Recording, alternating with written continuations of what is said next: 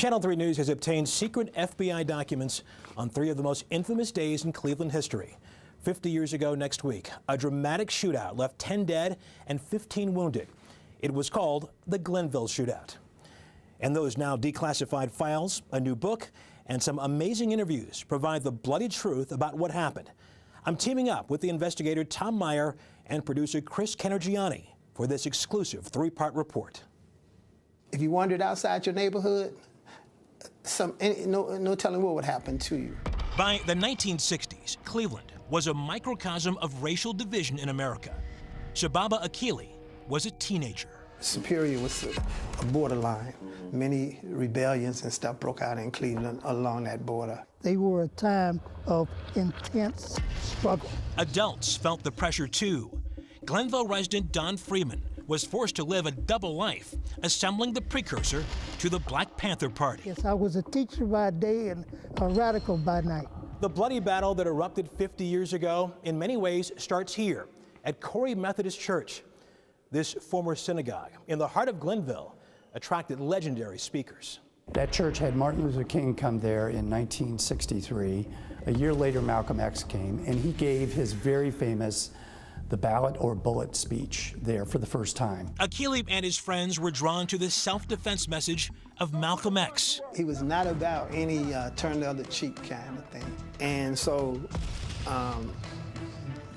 I hadn't been a follower of Dr. King's because I saw it as not being effective against, racist violence.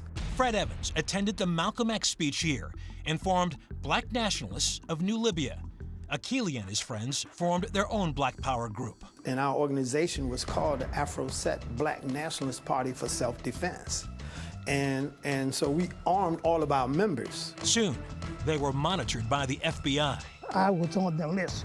And I didn't even know who Jag or who was. I'm like 17, 18 years old, and here goes somebody signing some papers, putting me on some kind of security index so that if anything happened in America, keep him under closed observation. However, Martin Luther King had not given up on Cleveland. Carl Stokes was running for mayor, and King knew victory was vital. And he worried that King would bring with him too much baggage and that he would alienate some of the white voters that he needed to get in '67. So he actually asked King not to come. King came anyway. Many black residents in Glenville worried about police. Johnson's commission on riots and crises in the cities has also said the same thing, that white cops don't come in black communities to quell riots and uprisings. They come in to kill. Police didn't see it that way. When I was out there working in uniform and stuff, we got along pretty well with most people. But by then, we were at war. The fuse was lit. So it was clear to us that, look, if we don't defend ourselves, we can't rely on anybody else to defend ourselves. 2 days later, an ambush of police by Fred Ahmed's Black Nationalist group set off a powder keg. The story needs to be told. The main reason that this story has not really been told is everybody involved in it has a reason for burying it. But now we are digging up that story, and as we mentioned, FBI documents on the shootout were recently declassified, and the investigator Tom Meyer has seen them. Hi, Tom. Hey, Russ. These are just some of the 400 pages of records that had been kept secret for about 50 years.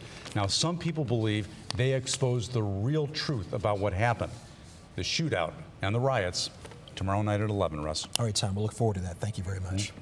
And because there is so much information on this subject, we've produced a 6-part podcast that's available at WKYC.com or anywhere you get your podcast. Part 1 is available now.